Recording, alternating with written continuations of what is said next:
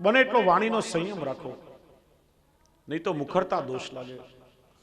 અને મુખરતા દોષ એ દોષોનું પહેલું પગથિયું છે. જેમ રોગનું પગથિયું ખાંસી કહેવાય. પાછળ અવાજ ના કરો, આ બાજુ ના પાડી દો જરા, બહુ ઘોંઘાટ કરે છે વૈષ્ણવ. બહેનો બહાર ઉભા રહીને શાંતિ રાખો. પપ્પા ઉધરસ થાય 5-7 દિવસમાં જો દવાથી ઉધરસ કંટ્રોલમાં ના આવે તો આગળ ચેકઅપ કરાવવું પડે, નહીં તો રોગ આગળ ઘણા વધી શકે. એમ दोषों शुरुआत मुखरता दोष से થાય છે. इंसान जब मुखर बन जाता है, प्रभु का नाम छोड़ करके यहां वहां की व्यर्थ बातें करने लगता है, उससे मुखरता दोष लगता है. मुखरता दोष क्या है?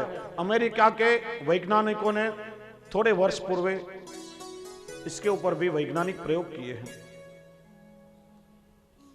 अमेरिका में संशोधन थયું, बीजा ग्रह पर सेटेलाइट राखीने लोकोए संशोधन कर्યું કે માનવીના મોઢામાંથી નીકળેલા શબ્દો વાતાવરણમાં ક્યાં વિલીન થતા હશે, શબ્દોનું શું થતું હશે. જેમ સિદ્ધાંત છે ને, કોઈ પણ વસ્તુ નાશવંત નથી, શક્તિનું પદાર્થમાં ને પદાર્થનું શક્તિમાં રૂપાંતરણ થાય છે, તો શબ્દોનું શું થતું હશે. તેમણે જોયું કે માનવીના મોઢામાંથી નીકળેલા શબ્દો ધ્વનિના તરંગોના રૂપમાં પરિવર્તિત થાય છે. જે હું અહીંથી બોલું છું તો મારા શબ્દો વેવ્સના રૂપમાં માઇક્રોફોનમાં આવે, એમ્પ્લીફાયરમાં થઈને સ્પીકરમાં જાય ને પાછા તમે એને શબ્દના રૂપમાં સાંભળી શકો. તો કે શબ્દો ધ્વનિના તરંગોના રૂપમાં પરિવર્તિત થઈ 40 દિવસમાં પૃથ્વીનું પરિભ્રમણ કરી અને એ શબ્દો જ્યાંથી નીકળ્યા હોય ત્યાં આવીને ઉભા રહે અને એના તરંગો માનવીના મસ્તિષ્કને અસર કરે છે. એનું પ્રમાણ તમે ટીવીની સામે બેઠા છો, તમારી મનપસંદ સિરિયલ ચાલી રહી છે, તમારી ફેવરિટ ડિશ તમારી પાસે છે, બાળકો પ્રેમથી આનંદથી તમારી પાસે રમી રહ્યા છે, તમારી પત્ની સારા મૂડમાં જ તમારી પાસે બેઠી છે. બને ઓછું પણ આપણે કલ્પના કરીએ, બધું જ તમને અનુકૂળ છે, બધું વાતાવરણ તમને ગમે એવું છે, ને છતાંય ઘણીવાર આપણે કહીએ કે મારો મૂડ આજે બહુ ખરાબ છે, મારો મૂડ બગડી ગયો છે. બધી વસ્તુ અનુકૂળ છે તો તમારો મૂડ બગડવાનું કારણ શું? તો કે 40 દિવસ પહેલા તમારા મોઢામાંથી નીકળેલા કોઈ એવા શબ્દો, એના ધ્વનિ તરંગો આવી અને પાછા તમારા મસ્તિષ્કને અસર કરે છે અને તમારું મન એનાથી વિચલિત થઈ જાય છે. એનું જ નામ છે મુખરતા દોષ. આપણે કોઈ એવા શબ્દો બોલીએ, કોઈ વ્યક્તિનું હૃદય દુભાય, કોઈની લાગણી દુખે, એનાથી આપણને મુખરતા દોષ લાગે છે. એટલા માટે વૈષ્ણવોએ હંમેશા વાણી ઉપર સંયમ રાખવો. એવું નહીં કે આમ નક્કી કરી લે કે મારે બોલવું જ નથી અને પછી જે થવું હોય તે થાય. ઘણી વાર કહું છું, એકવાર એક પતિ પત્નીમાં ઝઘડો થયો, પેલો એક શબ્દ બોલે, સામે પેલી 4 સંભળાવે. વાત આગળ વધી એટલે બંને નક્કી કર્યું કે અઠવાડિયા સુધી આપણે એકબીજા સાથે વાત નહીં કરવાની, સાપ્તાહિક મૌન. કઈ કામ પડે તો એકબીજાને ચિઠ્ઠીમાં લખીને કહે. પેલાને ચા પીવી હોય, ચિઠ્ઠીમાં લખે કે ચા પીવી છે, કે ચા બને એટલે લખીને મૂકે કે ચા બની ગઈ છે, પી લો. જે હોય એકબીજાને ચિઠ્ઠીમાં લખીને વાતો કરે. 4-5 દિવસ પછી પેલા પતિને કોઈ બિઝનેસના કામથી બહાર ગામ જવાનું થયું. ચિઠ્ઠી લખીને ટેબલ પર મૂકી કે આવતીકાલે મારે 6 વાગ્યાનું વિમાન પકડવાનું છે, 4 વાગે મને જગાડી દેજો. ચિઠ્ઠી મૂકીને સૂઈ ગયો. સવારે આંખ ખોલી, જોયું ઘડિયાળમાં 8 વાગ્યા હતા. પછી બધો મૌન, બધો સંયમ છૂટ્યો, ઉકળ્યો. ખબર પડતી નથી, દેખાતું નથી, ઘડિયાળમાં 8 વાગ્યા. લાખોનું નુકસાન મને કરાવ્યું. આ ચિઠ્ઠી વાંચી નહીં, તે દેખાતું નથી, લખ્યું તો મેં 4 વાગે જગાડી દેજે. પેલી કે અવાજ નહીં, બાજુમાં બીજી ચિઠ્ઠી લખી છે, વાંચી લો, લખ્યું હતું 4 વાગ્યા, જાગી જાઓ.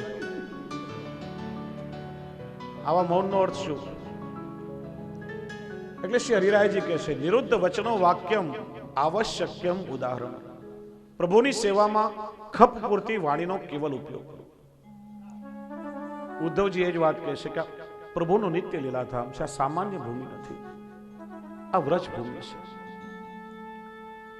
જો વૈષ્ણવ જે ભૂમિમાં અત્યારે આપણે સૌ બેઠા છીએ, એ ભૂમિનો પણ આપણને કંઈક પરિચય હોવો જોઈએ. વ્રજ એ સામાન્ય ભૂમિનો ટુકડો નથી, પણ સારસ્વત કલ્પમાં ભગવાન જ્યારે ભૂતલ ઉપર અવતરિત થવાના હતા, એ પેલા ભગવાને પોતાનું આધિદૈવિક ગૌલોક ધામ પોતાની લીલા કરવા માટે વ્રજ સ્વરૂપે ભૂતલ ઉપર સ્થાપિત કર્યું છે. વ્રજ પ્રભુનું નિત્ય લીલા ધામ છે, આ ગૌલોક ધામ છે. અને એટલા માટે પ્રભુ કહે છે, બ્રજ તજ અનત ન જાઉં હું મેરે યહ ટેક. હું મારું વ્રજ છોડીને ક્યારેય ક્યાંય જતો નથી. હું તો નિત્ય વ્રજમાં વાસ કરું છું. શ્રી મહાપ્રભુજી અને શ્રી ગુસાઈજી જેમને વ્રજ ઉપર વિશેષ ને અને વ્રજને પોતાનું કર્મ ક્ષેત્ર બનાવ્યું છે. જે વૈષ્ણવોએ વ્રજની સેવા કરી એના પર શ્રી મહાપ્રભુજી શ્રી ગુસાઈજી પ્રસન્ન રહેતા, અને જેમણે વ્રજની ઉપેક્ષા કરી એના પર આપ નારાજ પણ થયા છે.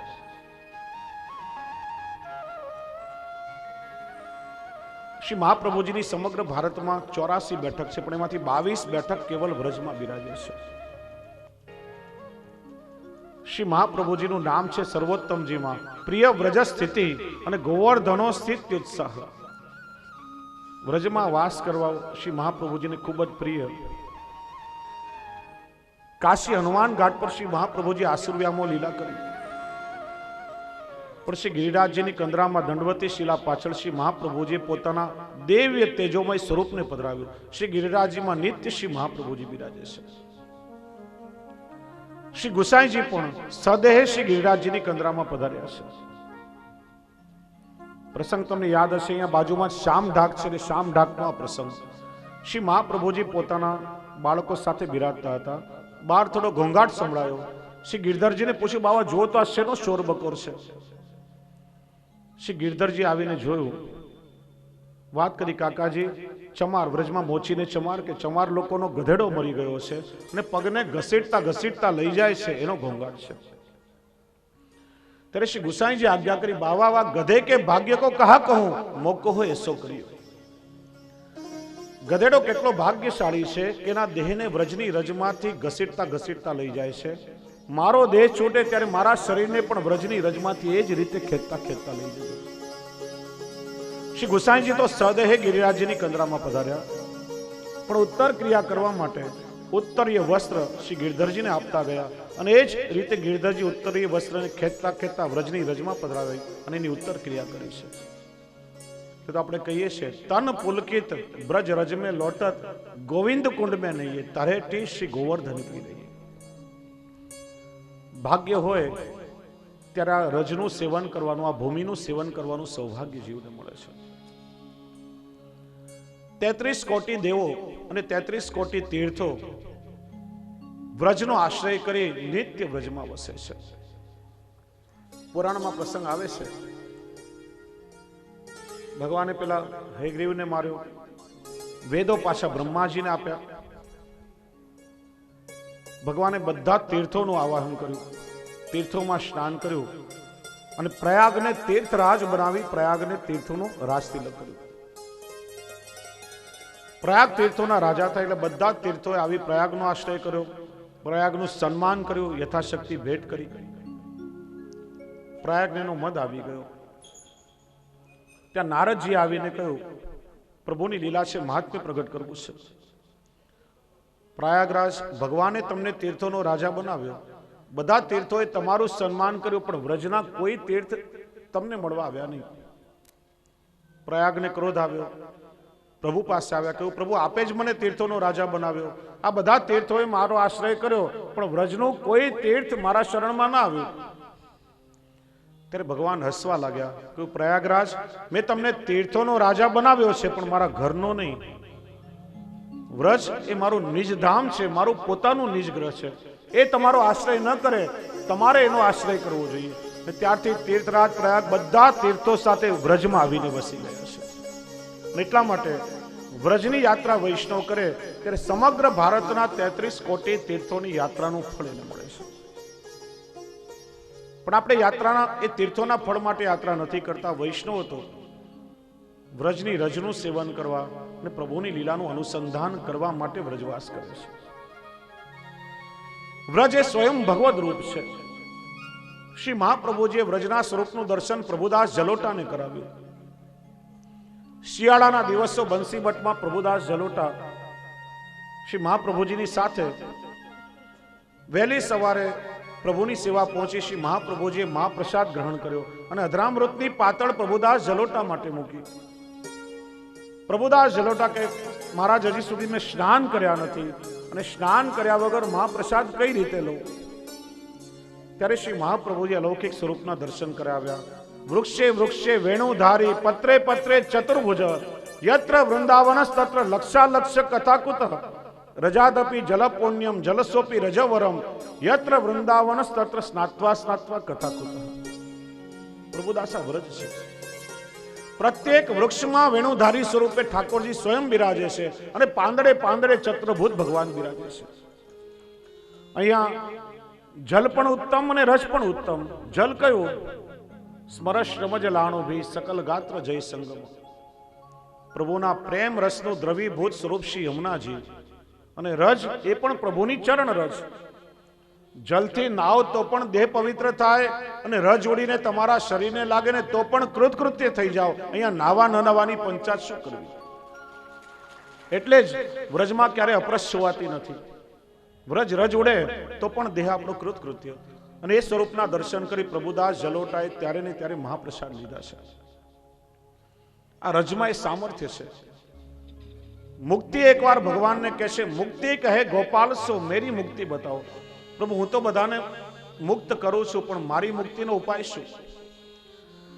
મુક્તિ કહે ગોપાલ સો મેરી મુક્તિ બતાવો. ભગવાને કહ્યું વ્રજ રજ ઉડ મસ્તક લગે ઓર મુક્તિ મુક્ત હે જાય. આ વ્રજની રજ ઉડીને તારા માથે લાગશે ને તો હે મુક્તિ તને પણ મોક્ષ મળી જશે. ઉદ્ધવજી જેવા જ્ઞાનીએ પણ આ વ્રજની રજને વંદન કર્યું છે. વ્રજનો બહુ મોટો વિસ્તાર છે. મેં પુસ્તક લખી છે વ્રજ માધુર્ય. એમાં સંપૂર્ણ વ્રજના સ્વરૂપનું દર્શન કરાવ્યું છે. કેટલા વન, કેટલા ઉપવન, જલનું સ્વરૂપ શું, કેટલા પર્વત વ્રજમાં છે, કયું સ્થાન પ્રભુના કયા શ્રીઅંગ સ્વરૂપે બિરાજે છે. એટલે ચર્ચા થઈ હતી કે વ્રજમાં જન્મ થવો, વ્રજવાસ થવો અને વ્રજમાં દેહ છોટવું કેવળ ઠાકોરજીની કૃપા સાધ્ય છે, જીવના પ્રયત્નથી નહીં. કેટલાય લોકો વ્રજમાં દેહ છોડવા માટે પ્રયત્ન કરતા હોય, વર્ષો સુધી રહે પણ 2-4 દિવસ દેશમાં જાય તો ત્યાં પ્રાણ નીકળી જાય. મુંબઈની બનેલી ઘટના. મારા પાર્લામાં એક માજી રહે, શરીર બીમાર થયું. ડોક્ટરોએ કહ્યું કે બહુ તો 4-6 મહિના શરીર ટકશે, બધું ખાવા પીવાની છૂટ. માજી એમના દીકરાઓ પાસે કહ્યું, મનોરથ કર્યો, મારી ઈચ્છા છે કે વ્રજમાં મારો દેહ છૂટે, મારે વ્રજવાસ કરવો છે. અહીંયા જતીપુરામાં એક ઓરડી ભાડે રાખી માજીને વ્રજવાસ કરાવ્યો. એક માણસ કામ માટે રોકી આપ્યા. માજી વ્રજમાં રહ્યા. અહીં સૂકી આબોહવાથી તબિયત સારી થવા લાગી. 5 વર્ષ નીકળી ગયા. 5 વર્ષ પછી મુંબઈમાં એમના પૌત્રના લગ્ન આવ્યા. દીકરાઓ કહેવાય, માડી અમારા દીકરાના લગ્ન છે ને તમે ઘરના વડીલ છો, આશીર્વાદ દેવા માટે જાજુ નહીં રોકીએ, 2 દિવસ મુંબઈ રોકાઓ, પાછા વ્રજમાં આવી જજો.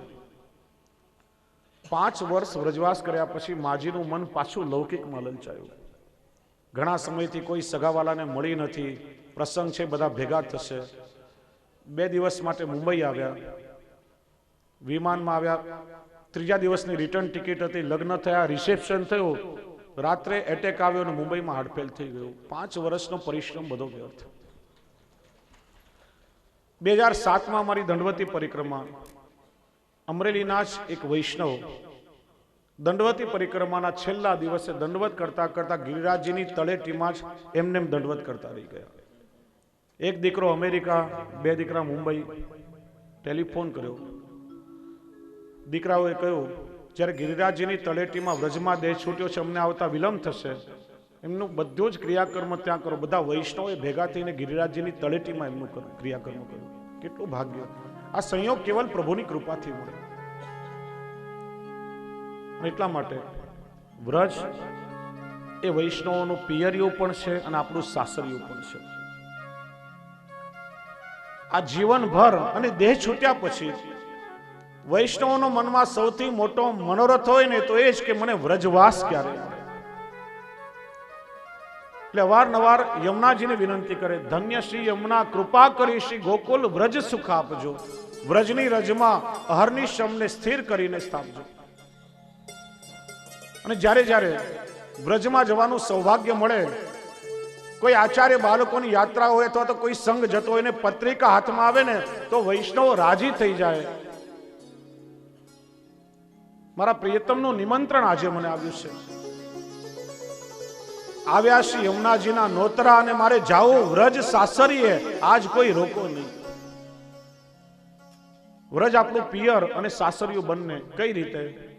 કે પુષ્ટિજીવો ઠાકોરજીના શ્રીઅંગમાંથી પ્રગટ થયા. વ્રજ પ્રભુનું નિજધામ એટલે આપણું પિયરિયું થયું. માણસનું શરીર મળ્યું શ્રી વલ્લભની કૃપાથી, બ્રહ્મ સંબંધ થયો. સ્વામી સ્વરૂપે આપણે ઠાકોરજીને વર્યા અને એટલા માટે વ્રજ આપણું સાસરિયું થયું. એટલા માટે વ્રજ એ વૈષ્ણવનું સર્વસ્વ છે. અને જ્યારે જ્યારે વ્રજમાં આવીને વ્રજના સ્વરૂપને કંઈ સમજીએ ને, આ ભૂમિનો કંઈક અનુભવ થાય તો આપણું વ્રજમાં આવું સાર્થક છે. બાકી મેં જોયું છે મોટા ભાગના વૈષ્ણવો 5-15 દિવસ રોકાય કે યાત્રા કરે, પાછા પોતાના ઘરે જાય, દેશમાં પૂછે વ્રજમાં જઈ આવ્યા, કેટલા ભાગ્યશાળી છો, શું આનંદ કર્યો, વ્રજમાં જઈને શું લઈ આવ્યા? કે હા, વ્રજમાં તો અમને બહુ આનંદ આવ્યો. 5 કોડી કંઠી લઈ આવ્યા, ચણા ચેવડો, 2 કિલો પેડા લઈ આવ્યા. અરે વ્રજની રબડીનો સ્વાદ તો મોઢામાંથી જતો નથી ને પાણીપુરીનો તો કેવું શું, દહીંવડા તો બહુ સરસ. બહુ વ્રજમાં આનંદ આવ્યો. પરિણામે ઠેઠ વ્રજ સુધી આવી પેલો હીરે ઘોગે જઈ આવ્યો ને ડેલે હાથ દઈ આવ્યો. એના જેવી આપણી દશા થાય. જો વ્રજના સ્વરૂપને કંઈક સમજીએ તો ખરેખર તે પાછા જવાનું મન જ ના થાય. આ ભૂમિ છે. અને એટલા માટે વૈષ્ણવ પણ કહે છે, મારું વનરાવન છે રોડું, વૈકુંઠ નહીં રહી જાઉં. પ્રભુ મને ગમે તેટલા જન્મ મળે, જેમ રસખાનજી કહે છે ને, માનુષો તો વહી રસખાની, બસો બ્રજ ગોકુલ ગાંવ કે ગ્વારન. જો પશુ हो तो कहा बस मेरो चरूं नित्य नंद की धेनु मजारन. पाहन हो तो वही गिरी को, जो लियो हरि छत्र पुरंदर कारण. और जो खग हो तो बसेरो करूं मिली कालिंदी कुल कदम्ब की डारन. प्रभु भले મને કેટલાય જન્મો લેવા પડે અને કોઈ પણ યોનિમાં મને જન્મ મળે, કૃપા કરી અને મને વ્રજમાં સ્થિર કરજો. મનુષ્યનું શરીર મળે તો વ્રજનો કોઈ ગ્વાલ બનો, પશુનો દેહ મળે તો પ્રભુ મને વ્રજની કોઈ ગાય બનાવો કે આપની ગાયો સાથે વિચરી શકું. પથ્થર બનાવો તોય ચાલશે. જો પથ્થર બનાવો તો મને શ્રી ગિરિરાજજીની શિલા બનાવો, કે ઇન્દ્રનું માન ભંગ કરવા જેને આપણે છત્ર બનાવીને ધારણ કર્યું. અને પક્ષી બનાવો તો એવો પક્ષી બનાવો કે યમુનાજીના તટ પર કદમના વૃક્ષ પર બેસી નિત્ય યમુનાજીનું સેવન કરું. કોઈ પણ શરીર મળે પણ પ્રભુ પ્રત્યેક જન્મ મને વ્રજમાં મળે. ને સાથે મળી આપણે પ્રભુને એ જ વિનંતી કરીએ કે મારું વનરાવન છે રોડું, વૈકુંઠ નહીં રહી જાઉં. મારું વનરાવન છે રોડું રે, વૈકુંઠ નહીં રે આઉં. હે મારું વનરાવન છે રોડું રે, વૈકુંઠ નહીં રે આઉં. હે મારું વનરાવન છે રોડું રે, વૈકુંઠ નહીં રે આઉં.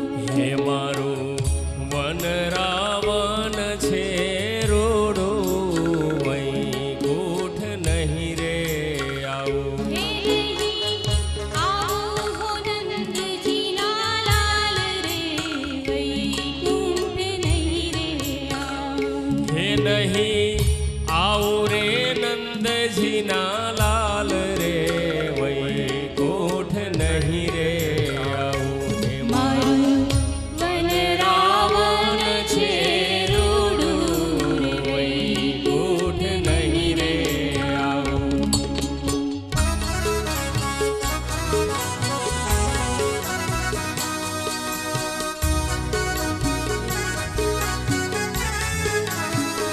જય હો.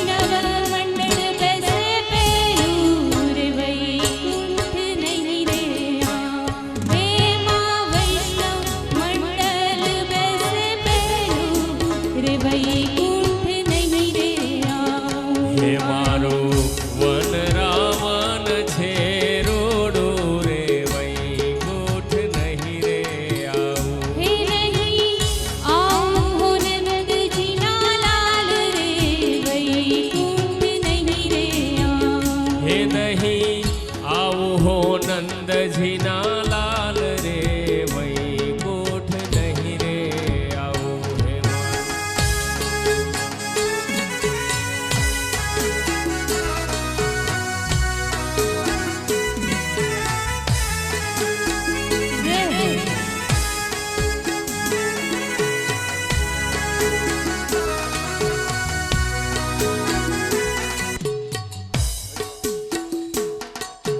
નરસિંહ મહેતાના સ્વામી શામળિયા નરસિંહ મહેતાના સ્વામી સામળિયા નરસિંહ મહેતાના સ્વામી શામળિયા નરસિંહ મહેતાના સ્વામી શામળિયા સાંભળે સારંગ પાણી રે વૈકુંઠ નહીં રે વેતને સાંભળે સારંગ પાણી રે વૈકુંઠ નહીં રે મારું વન રાવણ છે રૂડું રે વૈકુંઠ નહીં રે હે મારું વન રાવણ છે રોડું રે વૈકુંઠ નહીં રે આવું હે નહીં આવો નંદજીના લાલ રે વૈકુંઠ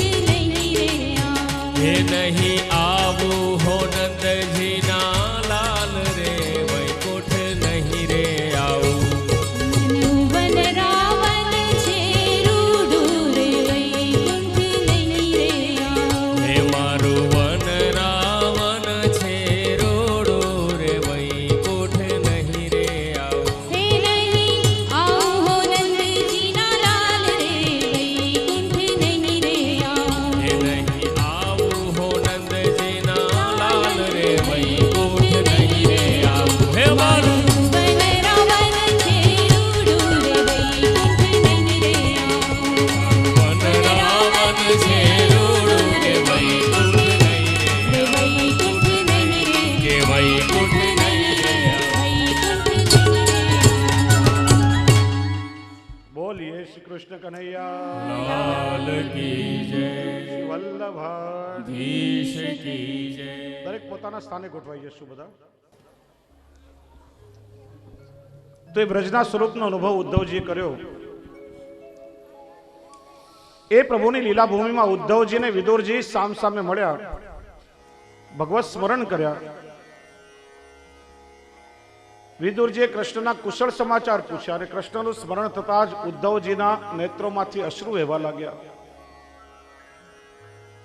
દુર્ભાગો બત લોકોયમ યાદવો નિતરામ અપી. શું કહું વિદુરજી, કૃષ્ણ રૂપી સૂર્યનો અસ્ત થતા મને બધા નિશ્ચય જ થઈ ગયા. યાદવો ખરેખર દુર્ભાગી છે.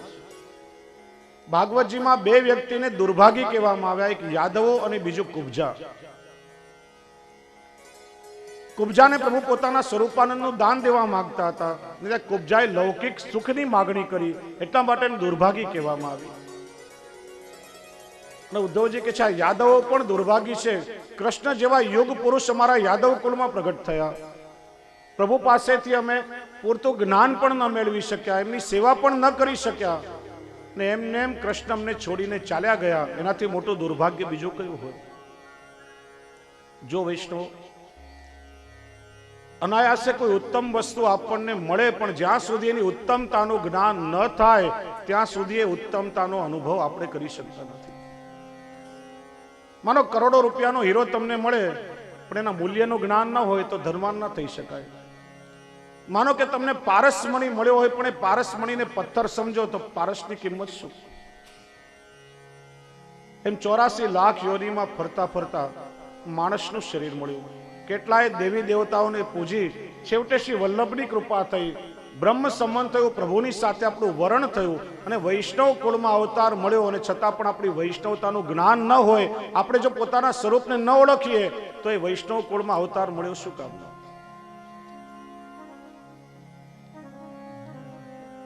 પ્રભુનું સ્મરણ થતા નેત્રોમાંથી અશ્રુ વહી રહ્યા છે. ભગવત સ્મરણ કરી બંને છૂટા પડ્યા. વિદુરજી કહે છે, હે ઉદ્ધવજી, પ્રભુએ જે ભાગવતનું જ્ઞાન તમને આપ્યું, એ ભાગવત ધર્મનો ઉપદેશ મને કરો. ત્યારે ઉદ્ધવજી કહે છે કે આપને જે ભાગવત ધર્મનો ઉપદેશ કરવાનો છે ભગવાને મૈત્રેયજીને કર્યો છે. આપ મૈત્રેયજી પાસે જશો તો એ આપને કરશે. વિદુરજી આવ્યા છે મૈત્રેયજી પાસે. મૈત્રેયજીએ સ્વાગત કર્યું. પધારો ધર્મરાજ, હું આપને ઓળખી ગયો છું. આ જન્મમાં ભલે આપ વિદુરજી છો, પણ ગયા જન્મના તમે ધર્મરાજ છો. પૂર્વનો પ્રસંગ કયો. માંડવ્ય ઋષિ પોતાના આશ્રમમાં સમાધિમાં બેઠા હતા. કેટલાક ચોરોએ રાજાના મહેલમાં ચોરી કરી.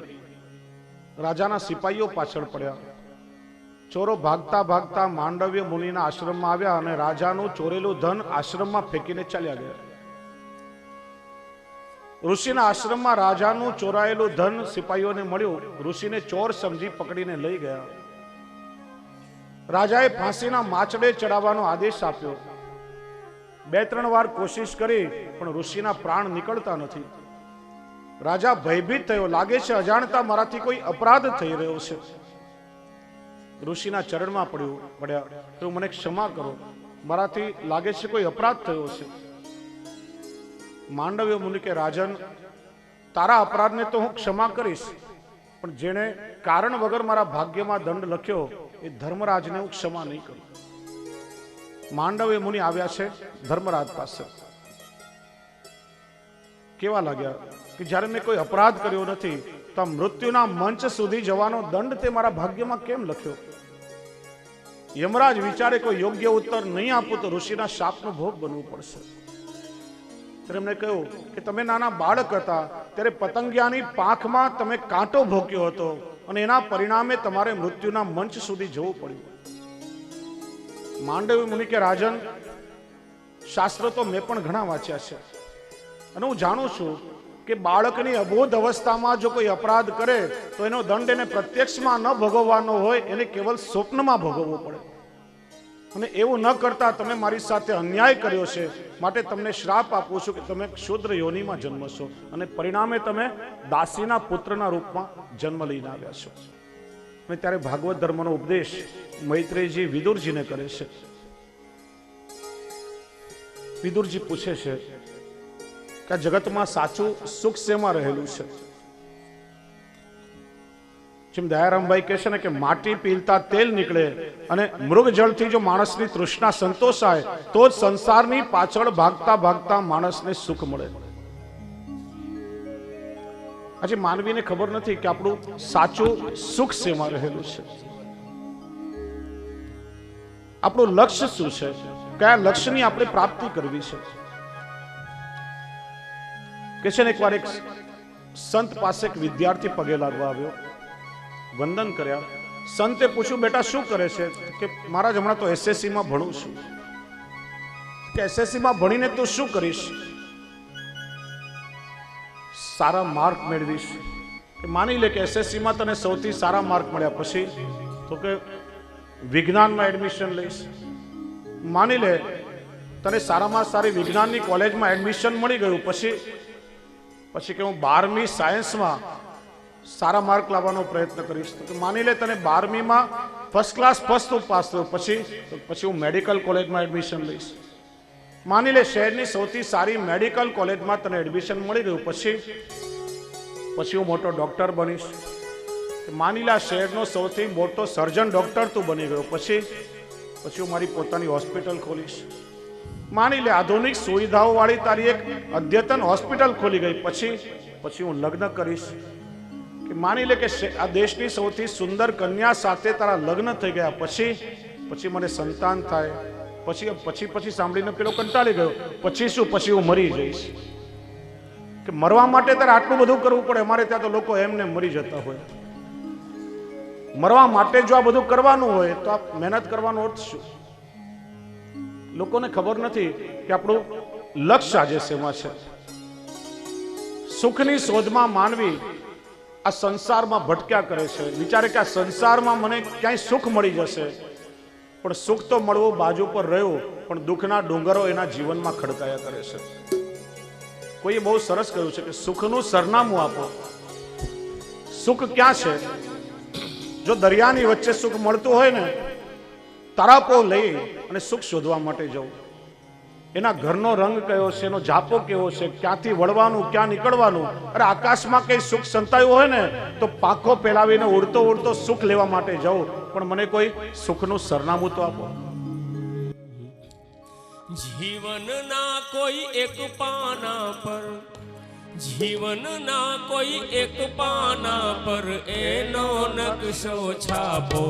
સુખનું સરનામું આપો, સુખનું સરનામું આપો, સુખનું સરનામું આપો, સુખનું સરનામું આપો. જીવનના કોઈ એક પાના પર, જીવનના કોઈ એક પાના પર એનો નકશો છાપો. સુખનું સરનામું આપો, સુખનું સરનામું આપો, સુખનું સરનામું આપો, સુખનું સરનામું આપો.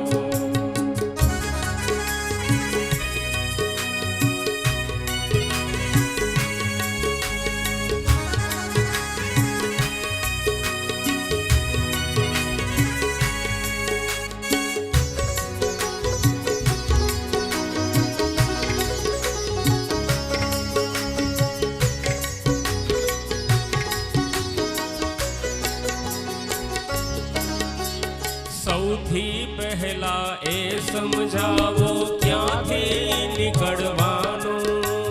સૌથી પહેલા એ સમજાવો ક્યાંથી નીકળવાનું. કઈ તરફ આગળ વધવાનું ને ક્યાં ક્યાં વળવાનું. કઈ તરફ આગળ વધવાનું ને ક્યાં ક્યાં વળવાનું. એના ઘરનો રંગ કયો છે, એના ઘરનો રંગ કયો છે, ક્યાં છે એનો જાપો. સુખનું સરનામું આપો, સુખનું સરનામું આપો, સુખનું સરનામું આપો, સુખનું સરનામું આપો.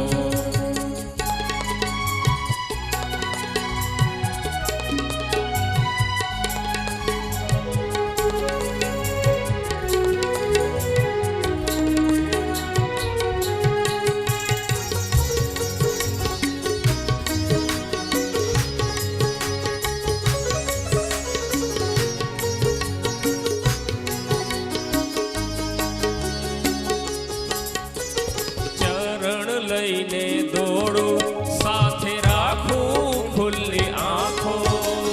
ચરણ લઈને દોડું, સાથે રાખું ખુલ્લી આંખો. ક્યાંય છુપાયું હોય નભમાં તો ફેલાવું હું પાંખો. ક્યાં છુપાયું હોય નભમાં તો ફેલાવું હું પાંખો. મળતું હોજો મધ દરિયે તો, મળતું હોજો મધ દરિયે તો, વહેતો મૂકો તરાપો. સુખનું સરનામું આપો, સુખનું સરનામું આપો, સુખનું સરનામું આપો, સુખનું સરનામું આપો.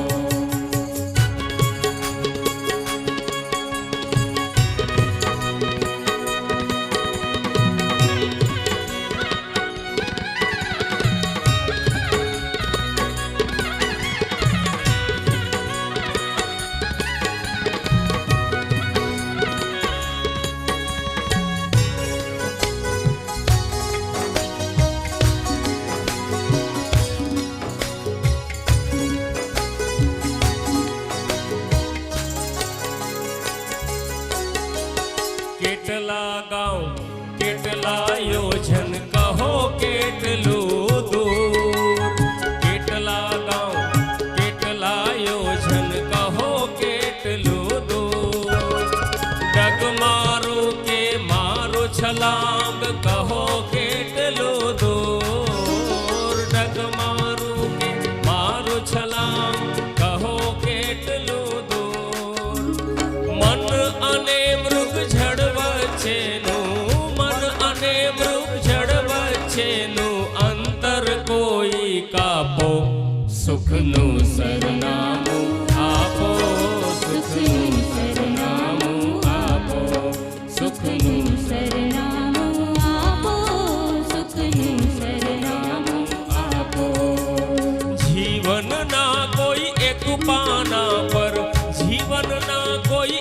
પાના પર એનો નકશો છાપો, સુખનું સરનામું આપો, સુખનું સરનામું આપો, સુખનું સરનામું આપો, સુખનું સરનામું આપો. સુખનું સરનામું આપો. આજે સાચું સુખ શેમાં છે એ માનવીને ખબર નથી. શ્રી મહાપ્રભુજી સમજાવે છે, સુખ અને દુઃખ પ્રત્યેક માનવીના જીવનમાં તડકા અને છાયાની જેમ સતત આવતા રહે છે.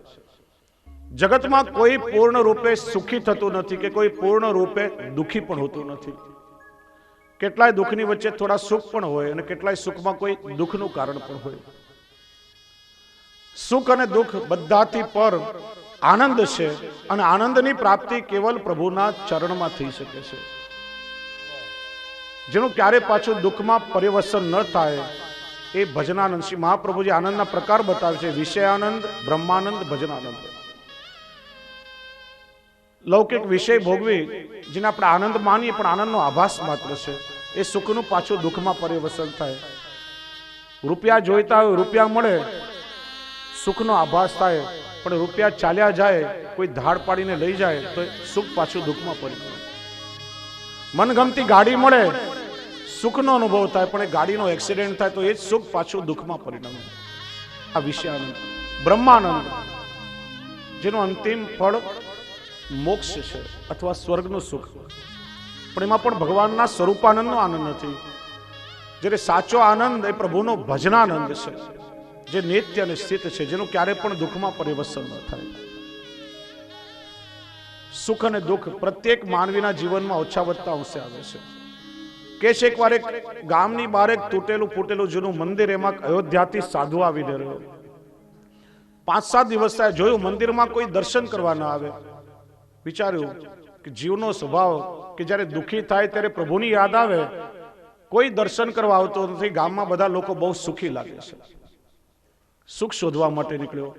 તપાસ કરતા ખબર પડી કે મારા ગામનો એક વેપારી છે, બહુ સુખી છે, સારી એવી સંપત્તિ એની પાસે છે. આવીને મળ્યો કે ભાઈ, સાંભળ્યું કે તમે બહુ સુખી છો, કે આમ તો સુખ સમૃદ્ધિ બધું છે, મને કોઈ સંતાન નથી, મારી પાછળ ખાવા વાળું કોઈ નથી. સંપત્તિ હોય ને સંતતિ નહીં તો એ દુઃખનું એક કારણ. પૂછ્યું સુખી કોણ? તો મારા ગામના સોની મહાજન, સંપત્તિ છે, 2 દીકરાઓ પણ છે, એ બહુ સુખી. સોની મહાજનને મળવા આવ્યા. ભાઈ, તપાસ કરતા ખબર પડી તમે બહુ સુખી, સંપત્તિ પણ છે, ઘરમાં લક્ષ્મીનો વાસ, 2 દીકરાઓ. કે ભાઈ 2 દીકરાઓ છે, પણ 2માંથી એકે મારા કયામાં નથી. દીકરાઓ હોય ને આપણા કયામાં ન હોય તો એ દુઃખનું કારણ થયું. સુખી કોણ? કે મારા ગામના નગર શેઠ, મોટી મોટી હવેલીઓ, બાગ બગીચા, હજારો એકર જમીન, લક્ષ્મી ને વૈભવ નિત્ય એના ઘરમાં, સેંકડો નોકર ચાકર, રામ લક્ષ્મણ ભરત શત્રુઘ્ન જેવા 4 આજ્ઞાકારી દીકરાઓ, સંસ્કારી વહુઓ, દીકરાને તે દીકરા, ભરેલી વાડી. એના જેવો સુખી ગામમાં બીજો કોઈ નહીં. છેવટે આવ્યો નગર શેઠ પાસે કે આખા ગામમાં તપાસ કરતા ખબર પડી કે ગામમાં સૌથી સુખી તમે છો. સંપત્તિ છે, દીકરાઓ છે, કયામાં છે, સંસ્કારી વહુઓ, આટલા બધા માણસો તમારે ત્યાં કામ કરે, બધા પ્રકારનું સુખ. આમ તો બધું સુખ છે. દરરોજ મારે ત્યાં 300-400 માણસની રસોઈ થાય, પણ ડોક્ટરે મને કહ્યું કે તારે મગનું પાણી પીને રહેવાનું. ઊંઘની ગોળી ન ખાવું ત્યાં સુધી રાત્રે ઊંઘ આવતી નથી. તો સુખી કોણ? કે સાંભળ્યું કે થોડા દિવસથી ગામની બહાર અયોધ્યાથી કોઈ સાધુ આવીને રહ્યો ને, એ બહુ સુખી, એને કોઈ ચિંતા નહીં. દોડ્યું કે તો હું પોતે જ સુખી હતો ને ગામમાં સુખ શોધવા માટે નીકળ્યો. તો કે છે સાચું સુખ આપણા ભગવદીઓ ગાય છે, જો સુખ હોય ગોપાલ ગાય. પ્રભુની સેવાને ગુણગાનમાં જે સુખ છે એ સુખ જગતમાં બીજે ક્યાંય નથી. મિલતા હે સચ્ચા સુખ કેવલ ભગવાન તુમ્હારે ચરણોમાં. પ્રભુના ચરણમાં ને શરણમાં ગયા પછી ત્યાં જ કેવલ આનંદની અનુભૂતિ થાય. આગળ હિરણાક્ષની કથા કહી. સાયંકાળ હતો, પ્રભુના સ્મરણનો સમય હતો. કશ્યપ મુનિ ધ્યાનમાં બેસવા જતા હતા. ત્યાં લૌકિક કામનાની ભાવના લઈ એમની પત્ની દીતિ 16 શણગાર સજી કશ્યપ મુનિ પાસે આવ્યા, લૌકિક સુખની માગણી કરી. કશ્યપ મુનિ ચમક્યા, દેવી તમે આ શું કરો છો? સાયંકાળનો સમય છે અને સંધ્યાકાળનો સમય અસ્ત થતા સૂર્યનું તેજ પણ ક્ષીણ હોય અને ઉદય થતા ચંદ્રનું તેજ પણ ક્ષીણ હોય. સૂર્ય એટલે આત્મબળ, ચંદ્ર એટલે મનોબળ.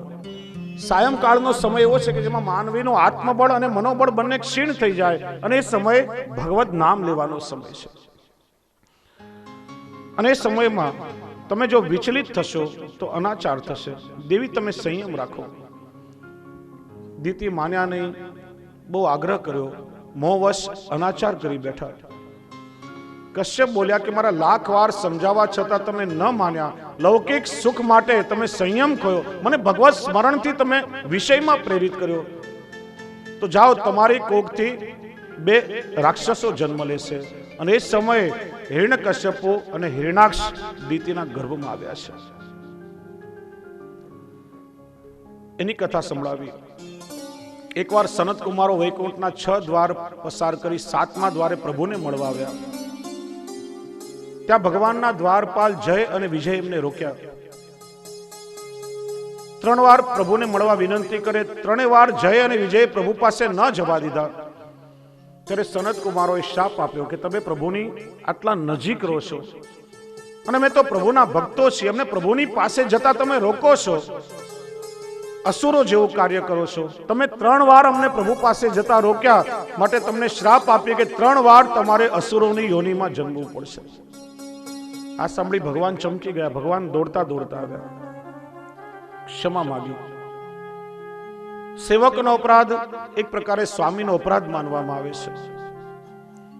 મારા સેવકોએ તમારો અપરાધ કર્યો અને તમે એમને શ્રાપ આપ્યો, એમને અસુરોની યોનિમાં જવું પડશે, પણ એમનો ઉદ્ધાર કરવા માટે મારે પણ પાછો અવતાર લેવો પડશે. પહેલી વાર હિરણાક્ષ અને હિરણ્યકશ્યપુની યોનિમાં આવ્યા, ત્યારે ભગવાને વારા અવતાર અને નરસિંહ અવતાર લઈ એમનો ઉદ્ધાર કર્યો. બીજી વાર કુંભકર્ણ અને રાવણ થઈને આવ્યા, ત્યારે ભગવાને રામાવતારમાં ઉદ્ધાર કર્યો. અને ત્રીજી વાર એ જય અને વિજય દંતવક્ર અને શિશુપાલ થઈને આવ્યા, ત્યારે ભગવાને કૃષ્ણાવતારમાં એમનો ઉદ્ધાર કર્યો છે. ભગવાનનો સ્વભાવ કેવો કે પ્રભુ એકવાર જેનો હાથ પકડે પ્રભુ એને ક્યારે પણ છોડતા નથી. જીવ ભલે અપરાધ કરે પણ જીવના માટે, જીવના ઉદ્ધાર માટે પ્રભુને પણ પરિશ્રમ કરવો પડે છે.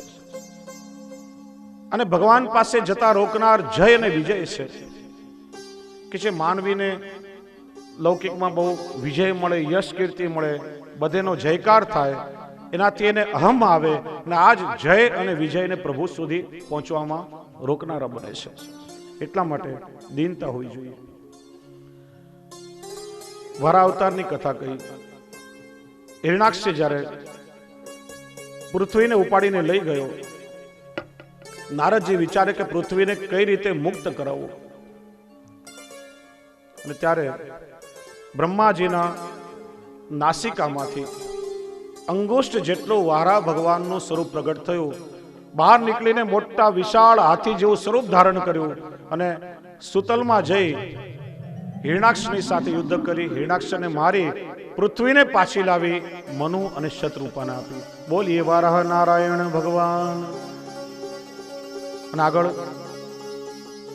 કપિલ અવતારની કથા આવતીકાલે આપણે શ્રવણ કરશું, કારણ કે બહુ સુંદર કથા છે. કપિલ મુનિ પોતાની માતાને સેવા ધર્મનો ઉપદેશ આપે છે. સેવા એટલે શું? સેવા શબ્દ આપણને શ્રીમદ ભાગવતજી આપ્યો. વૈષ્ણવે સેવા શા માટે કરવી જોઈએ, સેવા પાછળનો હેતુ શું, બહુ વિસ્તારથી આપણે સેવાના ક્રમને આવતીકાલના સત્રમાં સાંભળશું. અને જો આવતીકાલે બરાબર વહેલા થોડા સમય પર 9 વાગે આવી જજો, કારણ કે જે 3જો સ્કંદ ચાલે છે અને આવતીકાલે ચતુર્થ દિવસ ભગવાન શ્રી કૃષ્ણના પ્રાદુર્ભાવ સુધી 10મા સ્કંદ સુધી આપણે પહોંચવાનું છે.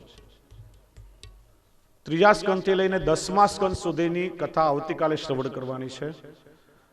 એટલે 2 દિવસ આપણે લોકલ ટ્રેનમાં પ્રવાસ કર્યો, આજે તમને થોડું સુપરફાસ્ટ ટ્રેનમાં કરાવ્યું, આવતીકાલે બધાને વિમાનમાં મુસાફરી કરાવીશ. ટિકિટ આજે બુક કરાવી લેજો બધા. આવતીકાલે સમયસર 9 વાગે પોતાનું સ્થાન ગ્રહણ કરી લેશો. આજે કેવું આયોજન છે, બપોરે કેટલાય વૈષ્ણવનો મનોરથ છે, ચાલીને પરિક્રમા કરવી શક્ય નથી, સાંજના બીજા કાર્યક્રમો પછી આવતીકાલે બધાએ એક આસન પર બેસવાનું હોય, આજે જો બધા ચાલીને પરિક્રમા કરો તો કાલે 4 કલાક બેસવું મુશ્કેલ, બધા ઘરમાં પછી એકબીજાને કે મારા પગ દબાવી દો, એટલે એવું કંઈક નક્કી કર્યું છે કે બપોરે પ્રસાદ લઈને 2:30 વાગે જે કંઈ વાહન મળે વાહનના માધ્યમથી ગિરિરાજની 7 કોશી પરિક્રમા જ્યાં જ્યાં જે સ્થળો આવશે શક્ય હશે બધા સ્થળો વાહનના માધ્યમથી થશે અને 4:30 વાગે બરાબર દંડવતી શિલા પાસે બધા વૈષ્ણવ ભેગા થાય ત્યારે શ્રીનાથજીના મંદિરમાં ઉપર દર્શન કરવા અને શ્રી મહાપ્રભુજીની બેઠકજી કરવા શ્રી ગિરિરાજજીના ઉપર મંદિરમાં બધાએ જવાનું રહેશે, અમે પણ સાથે ચાલશું, તેની વૈષ્ણવ ખાસ નોંધ લેશો. અને આજે રાત્રે અમારા સુરતના સૌથી લોકપ્રિય કીર્તનકાર મારા કુંબનદાસ દ્વારા ઢાઢી લીલાનું બહુ સુંદર આયોજન છે. વ્રજમાં મને લાગે છે સૌથી પ્રથમ વખત શ્રી ગિરિરાજજીની સન્મુખમાં ઢાઢી લીલા કરશે, એમનો મનોરથ છે. એની પણ એવી ઈચ્છા કે રાતના બધા વૈષ્ણવ ઢાઢી લીલામાં આવીને બેસે. ગઈકાલે આટલું સુંદર રાસનું આયોજન હતું, કીર્તનકારો માઇકમાં કહીને થાકી ગયા પણ બધા કાલે જઈને ગોધડામાં સૂઈ ગયા. અમુક જ વૈષ્ણવ રાસમાં ખાલી હતા અહીંયા. તો એવું આજે ના કરશો, સમય પર દરેક કાર્ય થાય. રાત્રે પાછા ઢાઢી લીલાનું દર્શન કરવા માટે સમયસર આવજો. અને આજે બહુ આનંદની વાત છે કે આપણા સત્રમાં અમારા લઘુભ્રાતા ચિરાયુષ્યમાન શ્રી પુરુષોત્તમલાલજી પધાર્યા છે. આખો અમારો પરિવાર અત્યારે અહીંયા બેઠો છે. તેમના વચનામૃતો શ્રવણ કરવાનો લાભ પણ દરેક વૈષ્ણવને મળશે. અને હવે આપણે આજના સત્રને વિરામ આપી એમના વચનામૃતને શ્રવણ કરીએ. ત્યાર પછી શ્રીમદ ભાગવતજીની આરતી થશે, ગિરિરાજ ધાર્યાષ્ટકમનો પાઠ થશે. ત્યાર પછી વૈષ્ણવ બધાએ મહાપ્રસાદ માટે પ્રસ્થાન કરવાનું. બોલીએ શ્રી વલ્લભાધીશ કી જય. અને અમારા મનોરથી પરિવારનો કુરજીભાઈ કાકડિયા એમના પરિવારનો આગ્રહ છે કે બહારથી પધારેલા કોઈ પણ વૈષ્ણવ અહીંયા શ્રવણ કરવા આવે તો કોઈ પણ વૈષ્ણવ મહાપ્રસાદ લીધા વગર ન જાય. દરેક વૈષ્ણવને અહીંથી મહાપ્રસાદ લઈને જવાનું છે. ભલે સુરતથી આવ્યા હોય, આમંત્રિત ન હોય, વ્રજમાં અનાયાસે આવે, બહારથી પણ પધાર્યો, પણ દરેક વૈષ્ણવ અહીંથી મહાપ્રસાદ લઈને જવાનું છે. ગોપાલા શ્યામ ગોપાલા, ગોપાલા ગોપાલા શ્યામ ગોપાલા, શ્યામ ગોપાલા નંદલાલ ગોપાલા, શ્યામ ગોપાલા નંદલાલ ગોપાલા, શ્યામ ગોપાલા નંદલાલ ગોપાલા, શ્યામ ગોપાલા નંદલાલ ગોપાલા, ગોપાલા ગોપાલા શ્યામ ગોપાલા, ગોપાલા ગોપાલા શ્યામ ગોપાલા, રાજગોપાલા રાજગોપાલા, રાજગોપાલા રાજગોપાલા, રાજગોપાલા મહારાજ ગોપાલા, રાજગોપાલા મહારાજ ગોપાલા, રાજગોપાલા ગિરિરાજ ગોપાલા, રાજગોપાલા ગિરિરાજ ગોપાલા, ગોપાલા ગોપાલા શ્યામ ગોપાલા, ગોપાલા ગોપાલા શ્યામ ગોપાલા, રાની ગોપાલા રાની ગોપાલા, રાની ગોપાલા રાની ગોપાલા, રાની ગોપાલા મહારાણી ગોપાલા, રાની ગોપાલા મહારાણી ગોપાલા, રાની ગોપાલા મહારાણી ગોપાલા, રાની ગોપાલા મહારાણી ગોપાલા, નાથ ગોપાલા નાથ ગોપાલા, નાથ ગોપાલા નાથ ગોપાલા, નાથ ગોપાલા શ્રીનાથ ગોપાલા, નાથ ગોપાલા શ્રીનાથ ગોપાલા, નાથ ગોપાલા શ્રીનાથ ગોપાલા, નાથ ગોપાલા શ્રીનાથ ગોપાલા, પ્રભુ ગોપાલા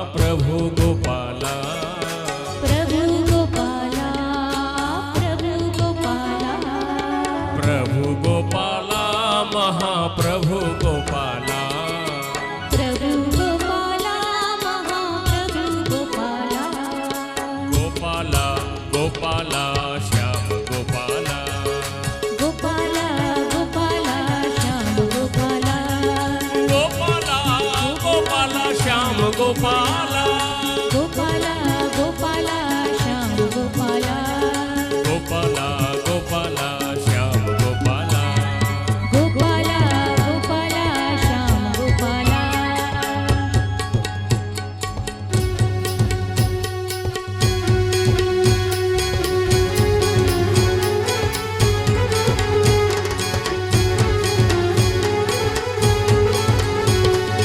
વિઠ્ઠલ વિઠ્ઠલ વિઠ્ઠલા હરિ ઓમ વિઠ્ઠલા વિઠ્ઠલ વિઠ્ઠલ વિઠ્ઠલા હરિ ઓમ વિઠ્ઠલા હે વિઠ્ઠલ વિઠ્ઠલ વિઠ્ઠલા હરિ ઓમ વિઠ્ઠલા વિઠ્ઠલ વિઠ્ઠલ વિઠ્ઠલા હરિ ઓમ વિઠ્ઠલા હે વિઠ્ઠલ વિઠ્ઠલ વિઠ્ઠલા હરિ ઓમ વિઠ્ઠલા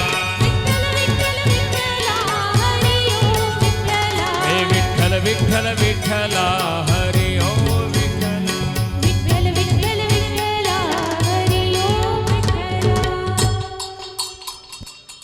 બોલીએ શ્રી કૃષ્ણ કનૈયા લાલ કી જય શ્રી વલ્લભા દેશ કી જય શ્રી વાંગમય સ્વરૂપ ભાગવત ભાગવત ભગવાન ભગવાન કી જય આજ કે આનંદ આનંદ કી જય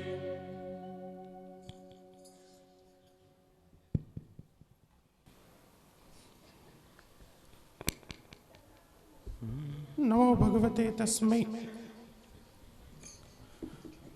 कृष्णायाद्भुत कर्मणे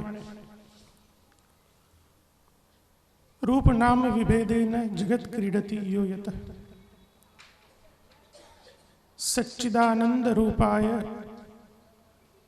विश्वोत्पत्त्यादि हेतवे तापत्रय विनाशाय श्री कृष्णाय वयं नुमः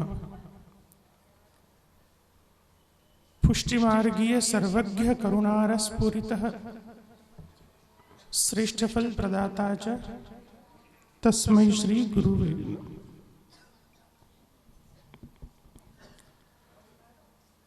आचार्य पीठ पर विराजमान परम आदरणीय परम श्रद्धेय पूज्य भ्रातुचरण समग्र हमारो परिवार समग्र मनोरथी परिवार तथा आप सौभाग्यवान प्रिय वैष्णवजन त्रण दिवसथी श्रीमद भागवतजीना आचार्य चरण सुबोधिनीजी रचित वचनामृतનું આપણે સૌ અવગાહન કરી રહ્યા છીએ ત્યાંથી આવતા આવતા હમણાં ખૂબ જ સુંદર પદ ગવાયું કે મારું વૃંદાવન છે વાલું વૈકુંઠ નહીં રહી જાઓ જે વૈકુંઠની પરિભાષા જે વૈકુંઠની આકાંક્ષા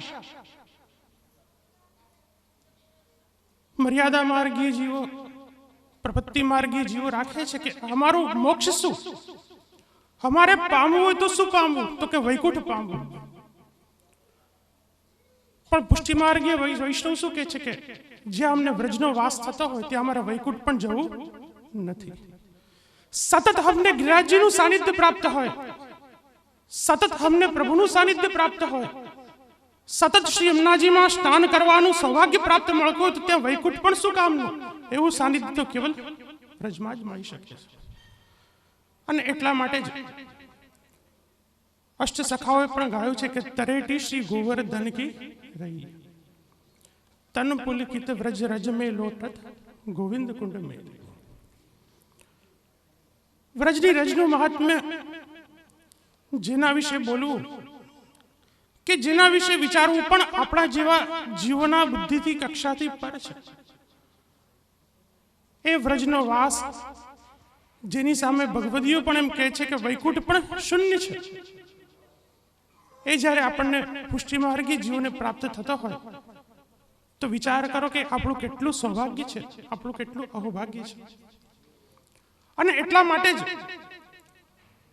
ઘણા લોકો પોતાનું બધું જ છોડીને આ વ્રજમાં વાસ કરવાને આવતા હોય છે કે શું કામ કે નિરંતર અમને પ્રભુનું સાનિધ્ય પ્રાપ્ત થાય, પ્રભુની સન્મુખતા પ્રાપ્ત થાય.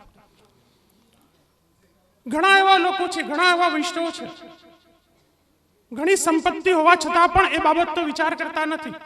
પૂછીએ તો ક્યાં જવું છે, તો કે વ્રજમાં વાસ કરવો છે. 2 મહિના, 4 મહિના, 6 મહિના આખું જીવન પોતાનું વ્રજમાં જ વિતાવતા હોય છે. આ વ્રજની ભૂમિ જેનું મહાત્મ્ય સાક્ષાત ભગવાને એમ કીધું છે કે વ્રજ છે તે કોઈ તીર્થ નથી, વ્રજ છે મારું ઘર છે જ્યાં સ્વયં હું પોતે નિત્ય વાસ કરું છું. અને એટલા માટે જ સમગ્ર વ્રજ સ્થલી ઉપર, સમગ્ર વ્રજની રજ ઉપર સાક્ષાત પૂર્ણ પુરુષોત્તમના જે ચરણોદક છે તે પ્રાપ્ત કરવાને માટે જે ગોપીજનો સમગ્ર વ્રજમંડળમાં આતુરતાથી વિલાસ કરી રહ્યા હતા, એ જ્યારે આપણા પુષ્ટિમાર્ગી જીવોને તખ્ત ક્ષણમાં શ્રી મહાપ્રભુજીની કૃપાથી પ્રાપ્ત થતું હોય તો વિચાર કરો કે આપણું કેટલું સૌભાગ્ય છે. આજે ઘણીવાર વૈષ્ણવ પૂછવા માટે આવે, ઘરમાં સેવા બિરાજતી હોય, પોતે સેવા કરતા હોય, પણ પૂછવા આવે કે અમને પ્રભુ ક્યારે મળશે. વિચાર કરો, સાક્ષાત પૂર્ણ પુરુષોત્તમની જ્યારે આપણે સેવા કરીએ છીએ પછી જો મનમાં વિચાર કરીએ છીએ કે આ પ્રભુ નથી તો કેટલું દુર્ભાગ્ય છે આપણું. પ્રભુએ શ્રી આચાર્ય ચરણે આપણને કૃપા કરી અને આપણને સાક્ષાત પુષ્ટિ પુરુષોત્તમ જ પધરાવી આપ્યા છે. અને પછી જો આપણે મનમાં સંદેહ કરીએ, આપણા ગુરુદ્વારથી જ્યારે આપણી પર ઠાકોરજી પધારે અને 1 મહિનો 2 મહિનો સેવા કર્યા પછી પાછા ગુરુ ઘરે જઈને વિનંતી કરી કે હવે અમને પ્રભુ ક્યારે મળશે, વિચાર કરો કે આપણા જેવું મૂર્ખ કોણ છે. સાક્ષાત પૂર્ણ પુરુષોત્તમ આપણા ઘરમાં બિરાજે છે, એની જ્યારે સેવા કરીએ છીએ તો એમનામાં કોઈ ફરક નથી, આપણા ગુરુદેવની આજ્ઞામાં કોઈ ફરક નથી. ફરક છે તો આપણા ભાવોમાં છે. એ ભાવોને જ્યારે સુધારશો, એ ભાવોને જ્યારે ચરમસીમાએ પહોંચાડશો તો આપણી સન્મુખ જે બિરાજે છે સાક્ષાત પૂર્ણ પુરુષોત્તમ જ છે. અને એટલા માટે જ્યારે આપણે સેવા કરીએ છીએ, સ્મરણ કરીએ છીએ, વ્રજમાં વાસ કરીએ છીએ, વ્રજની રજને આપણે શરીરમાં લગાડીએ છીએ, ત્યારે કોઈ લૌકિક ભાવ સાથે નહીં, સંપૂર્ણ અલૌકિક ભાવ સાથે જ્યારે આપણે એનું અનુમોદન કરીએ છીએ ત્યારે સાક્ષાત એ સ્વરૂપ આપણી સમક્ષ પ્રગટ થઈ જાય છે. અને એટલા માટે જ જ્યારે પૂજ્યશ્રીના વચનામૃત શ્રી ગિરિરાજજીની તળેટીમાં થઈ રહ્યા છે ત્યારે વ્રજ રજ તો છે, સાથે સાથે શ્રી વલ્લભના વચનામૃતનું આપણે અવગાહન કરી રહ્યા છે. ત્યારે કોઈ પણ લૌકિક તત્વ અહીંયા પ્રવેશ થતો જ નથી. કેવલ અલૌકિક તત્વ આપણે પ્રાપ્ત કરીને અહીંથી આપણું સંપૂર્ણ જીવન અલૌકિક બનાવીને અહીંથી જવાનું છે. એ જ આ કથાની ફલાત્મક સ્થિતિ છે. એટલા માટે જ ભગવત કૃપાથી મનોરથી પરિવાર દ્વારા જ્યારે આટલું સુંદર આયોજન થઈ રહ્યું છે ત્યારે શ્રી ગિરિરાજજીના ચરણોમાં એ જ વિનંતી કરીએ કે સદૈવ આપણી ગતિ રતિ મતિ સંપૂર્ણ પ્રભુના ચરણોમાં લાગે, સંપૂર્ણ આપણું જીવન અલૌકિક ભગવદમય વૈષ્ણવી જીવન બને, એટલું જ કહીને મારી વાણીને વિરામ. બોલીએ શ્રી વલ્લભ. વૈકુંઠ કરતા પણ વ્રજ અધિક છે. અને શ્રી મહાપ્રભુજી પરિવ્રઢાષ્ટક ગ્રંથમાં વૈકુંઠ કરતા પણ વ્રજની વિશેષતા બતાવે છે. વૈકુંઠની ભૂમિ સુવર્ણની, સુવર્ણ ભલે કોમળ ધાતુ છે પણ વૈકુંઠ વિહારી ભગવાન જ્યારે વૈકુંઠમાં વિચરણ કરે તેમના ચરણના ચિહ્નો વૈકુંઠની ભૂમિમાં અંકિત ન થાય. ત્યારે વ્રજની રજ માખણ જેવી કોમળ. પ્રભુ જ્યારે વ્રજની રજમાં ખુલ્લા ચરણથી વિહાર કરે ત્યારે પ્રભુના બંને ચરણારવિંદના 16 ચિહ્નો વ્રજની રજમાં અંકિત થાય છે અને એનું સેવન કરવાનું સૌભાગ્ય જીવન મળે. વૈકુંઠમાં એક કલ્પ વૃક્ષ જે વધારેમાં વધારે સ્વર્ગનું સુખ આપી શકે, પણ આપણે જોયું વ્રજમાં વૃક્ષે વેણુધારી, પત્રે પત્રે ચતુર્ભુજ, પ્રત્યેક વૃક્ષ ભગવદ રૂપ છે. વૈકુંઠમાં એક લક્ષ્મી પ્રભુ સાથે વિહાર કરે, વ્રજમાં લક્ષ્મી સહસ્ર લીલા વી સેવ્ય માનમ કાલંદી, પ્રત્યેક વ્રજ ભક્તોમાંનું લક્ષ્મી રૂપ છે. વૈકુંઠમાં વેદો ભગવાનનું સ્તુતિ ગાન કરે, જ્યારે વ્રજમાં ભગવાન સ્વયં વેણુ ગાન કરે. વૈકુંઠમાં દાસ દાસી સેવકો ભગવાનની સેવા કરે, જ્યારે વ્રજમાં પ્રભુ સ્વયં ગાયોની અને પોતાના વ્રજ ભક્તોની સેવા કરે છે. અને એટલા માટે વૈકુંઠ કરતા પણ આ વ્રજ અધિક છે. અને વ્રજવાસી બનવાનું સૌભાગ્ય, મેં કહ્યું ને, આ તો આપણે 7 દિવસ સુધી પ્રેક્ટિસ કરી રહ્યા છીએ, પણ મૂળ સૌભાગ્ય પાછું આપણને સપ્ટેમ્બર મહિનામાં ભાદરવા સુદ 11 થી પ્રાપ્ત થવાનું છે. એટલે વહેલાસર એની તૈયારી કરી અને પોતપોતાનું નામ વૈષ્ણવ નોંધાવી લેજો. આ તો એની વધાઈ છે. આ 7 દિવસ યાત્રાની માનો પ્રેક્ટિસ કરવા માટે આપણે વ્રજમાં આવ્યા છીએ.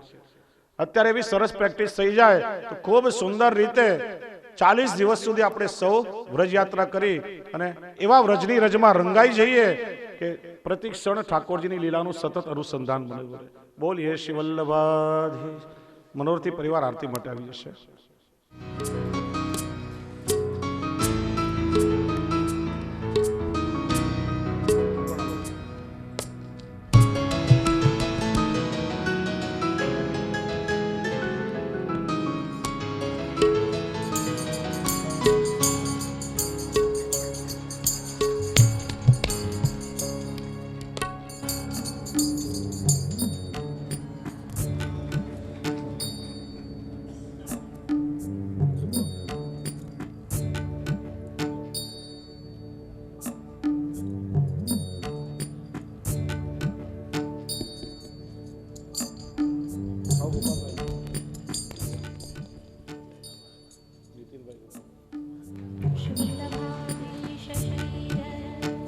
નીતિનભાઈ છે ને, સુરતમાં બધા એમને અમિતાભ બચ્ચનના નામથી ઓળખે. જય હો.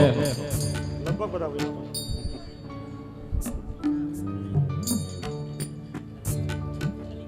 પુષ્ટિમાર્ગના અમિતાભ બચ્ચન છે.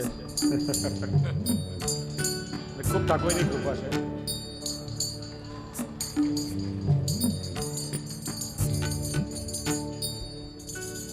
જેટલા પણ વૈષ્ણવ અહીંયા છે ને અત્યારે, બધા જ સુરતના બધા પર ઠાકોરજીની આર્થિક રીતે તો ખૂબ કૃપા છે, પણ આ જેટલા વૈષ્ણવ છે બધાને ઠાકોરજી કૃપા કરીને ભાવની સમૃદ્ધિ પણ એટલી જ આપી છે.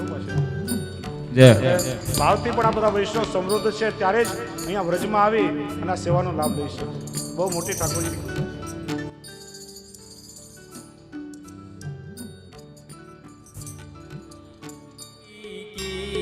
શ્રી ગિરિધર કૃષ્ણ મુરારી आरती कुंज विहारी की श्री गिरिधर कृष्ण मुरारी की गले में वैजंती माला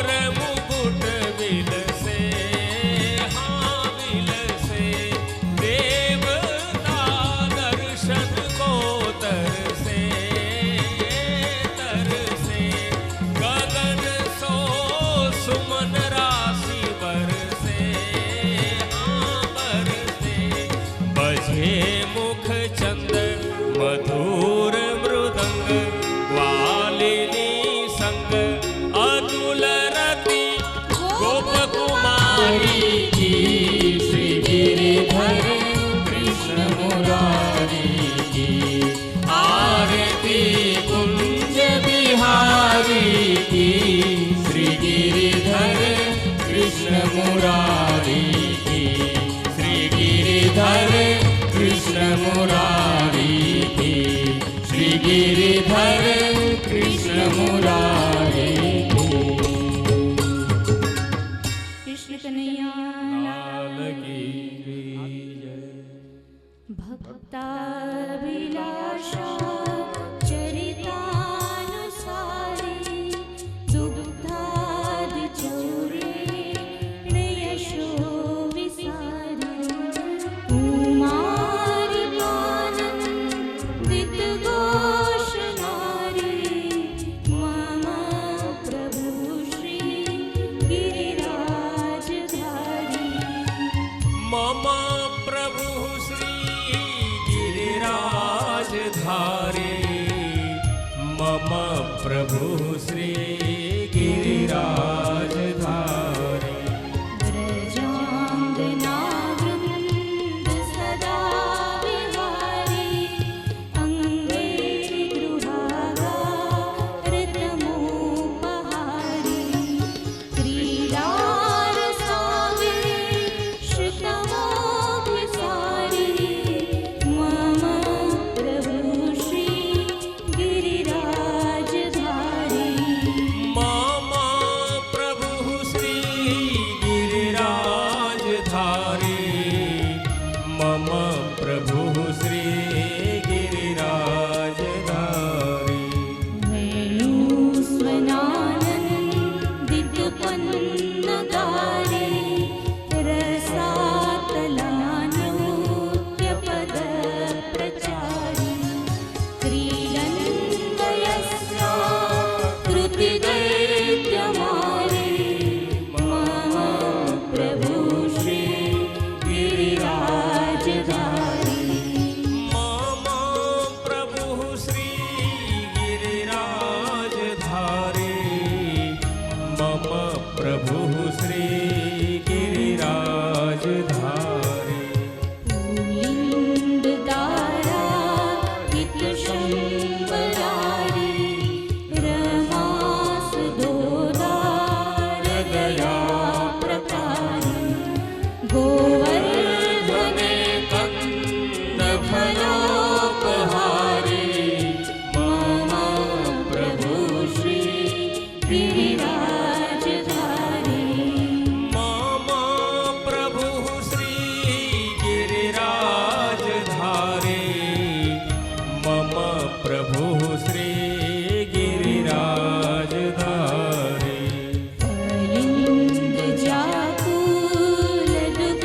फलिन्दजाकुलदुकूलहारी कुमारिका कामकलावितारी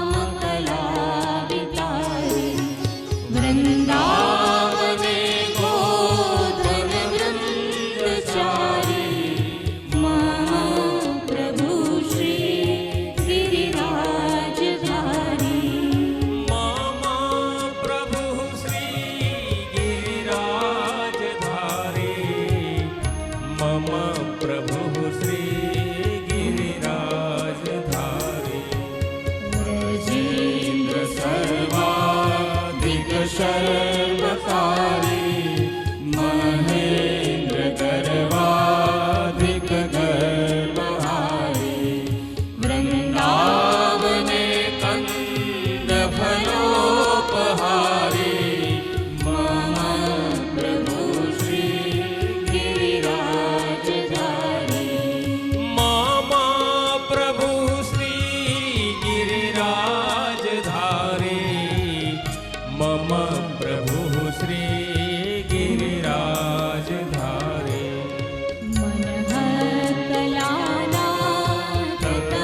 मनःकलानाथतमोविसारी वंशीयवाकारितकुमारी रासोत्सवोद्धर्यरसापिसारी मम प्रभु श्री गिरिराजधारी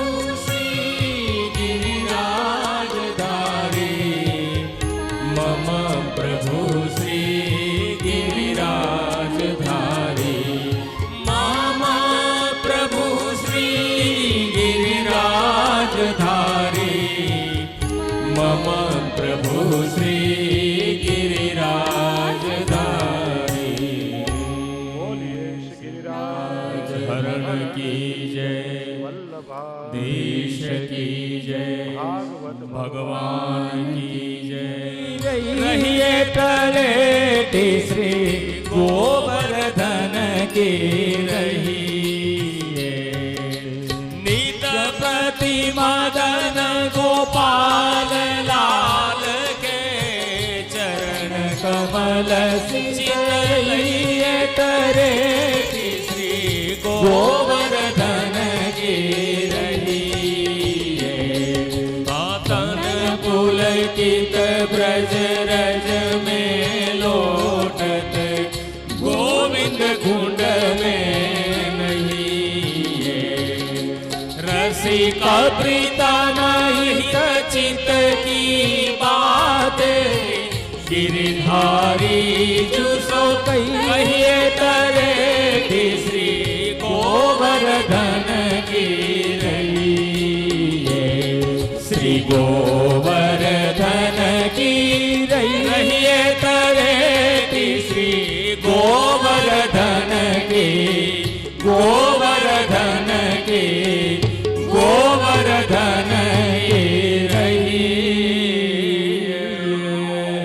श्री गिरिराज धरन की जय। श्री वल्लभाधीश की जय। श्री गुसाई जी परम दयाल की जय। श्री द्वारिकाधीश की जय। श्री श्रीलाल प्यारे की जय। श्री वल्लभ कुल परिवार की चरणारविंद। वल्लभ के चरणारविंद श्री विठ्ठल के चरणारविंद। वल्लभ के चरणारविंद श्री विठ्ठल के चरणारविंद। मेरे माथे को श्रृंगार श्री वल्लभ के चरणारविंद। मेरे माथे को श्रृंगार वल्लभ के चरणारविंद। मेरे गले को हार श्री वल्लभ के चरणारविंद। मेरे गले को हार श्री वल्लभ के चरणारविंद। वल्लभ के चरणारविंद श्री विठ्ठल के चरणारविंद। वल्लभ के चरणारविंद श्री विठ्ठल के चरणारविंद। वल्लभ के चरणारविंद श्री विठ्ठल के चरणारविंद। वल्लभ के चरणारविंद श्री विठ्ठल के चरणारविंद। मेरो तो आधार श्री वल्लभ के चरणारविंद। मेरो तो आधार वल्लभ के चरणारविंद।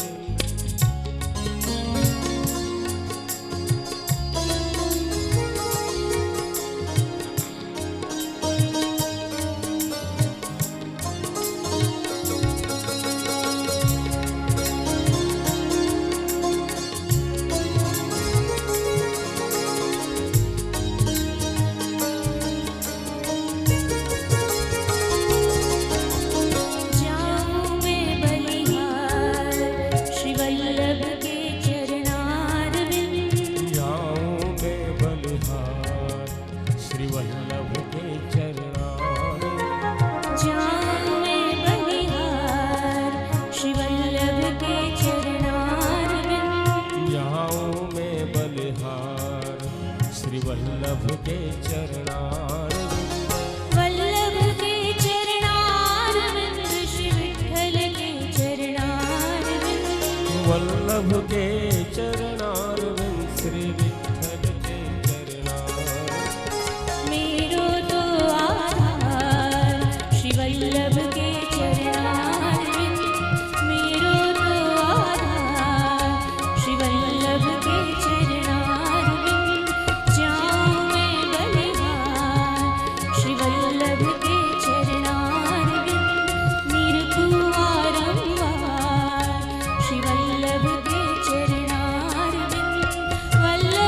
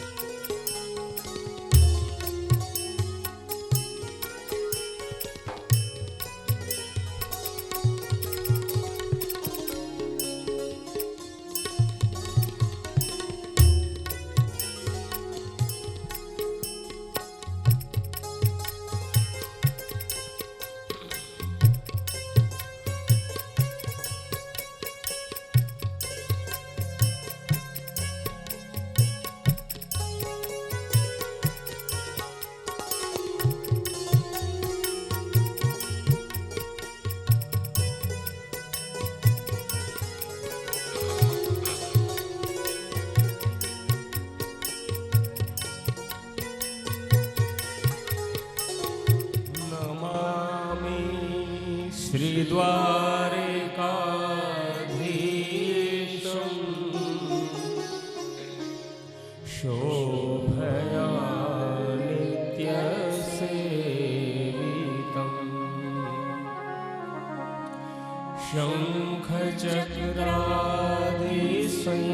शङ्खचक्रादिसंयुक्तम् घनश्यामं चतुर्भुजम्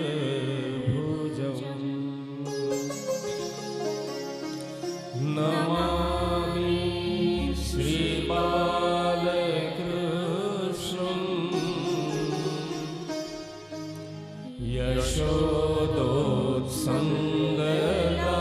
यशोदोत्सङ्गलालितं पूतना सुपयः पान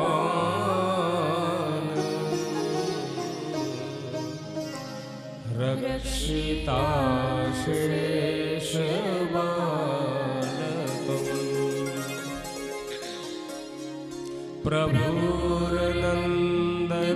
प्रभुर्नन्दकुमारो मे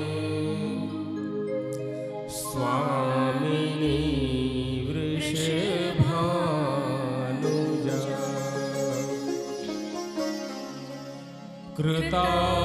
कृतार्थोऽहं कृतार्थोऽहं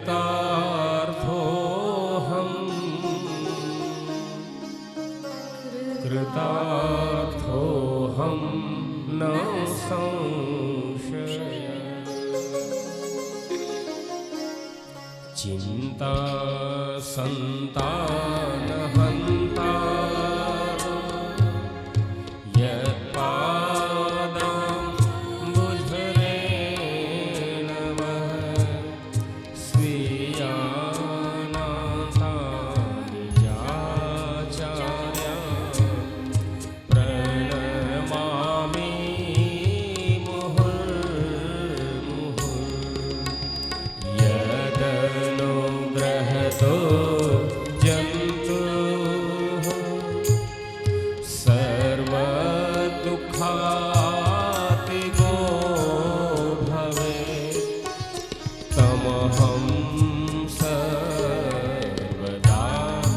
वन्दे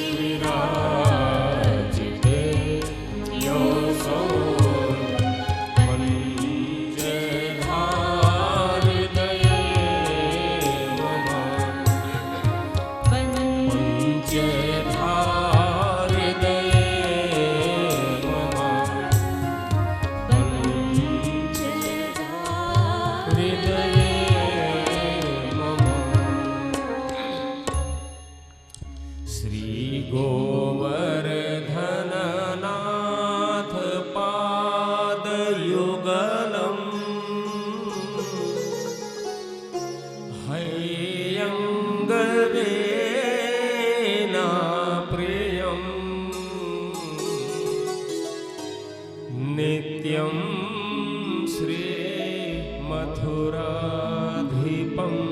सुखकरं श्रीवे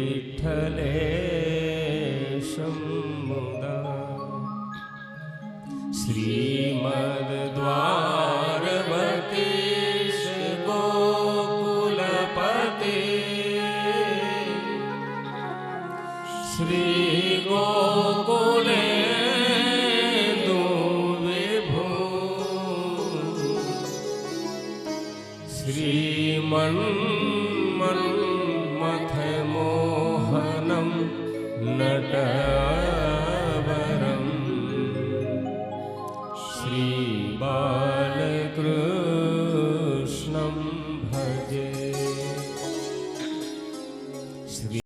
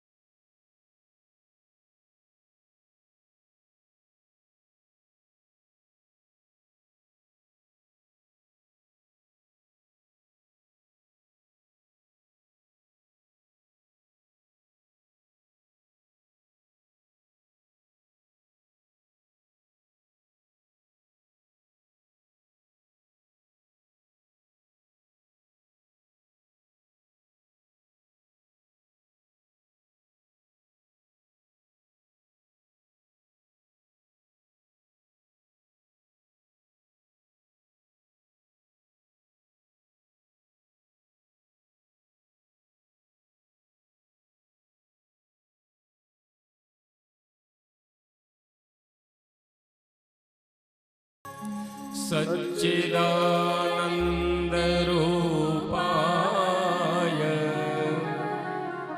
વિશ્વોત્પત્યાદિ હેતવે તાપત્રય વિનાશાય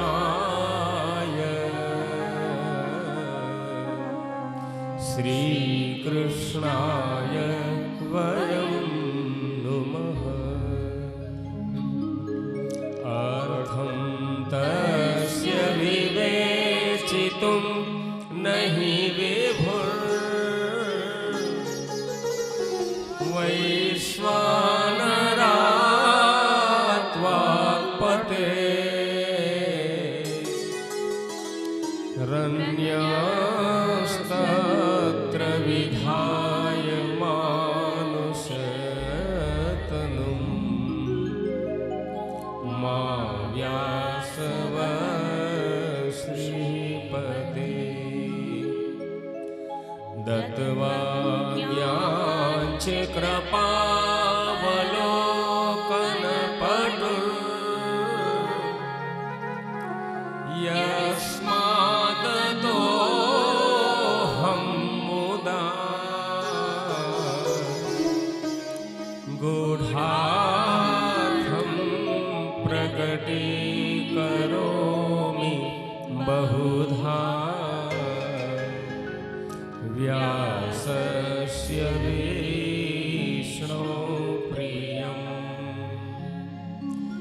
પુષ્ટિમાર્ગીય સર્વજ્ઞ કરુણારસપૂરિત શ્રેષ્ઠ ફલ પ્રદાતા ચ તસ્મૈ શ્રી ગુરવે નમઃ. તસ્મૈ શ્રી ગુરવે નમઃ. તસ્મૈ શ્રી ગુરવે નમઃ. બોલીએ શ્રી દ્વારિકા ધીશ કી જય. શ્રી શ્રીલાલજી પ્યારે કી જય. શ્રી ગોવર્ધન નાથ કી જય. શ્રી બાલકૃષ્ણ લાલ કી જય. શ્યામ સુંદર શ્રી અમને મહારાણી જી કી જય. શ્રી વલ્લભા દેશ કી જય. શ્રી વાંગમય સ્વરૂપ ભાગવત ભગવાન કી જય.